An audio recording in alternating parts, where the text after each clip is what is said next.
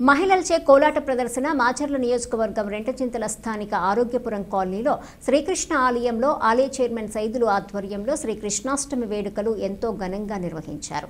ఈ కార్యక్రమంలో నీలం మల్లయ్య, యాదవ నాయకులు తదితరులు పాల్గొన్నారు.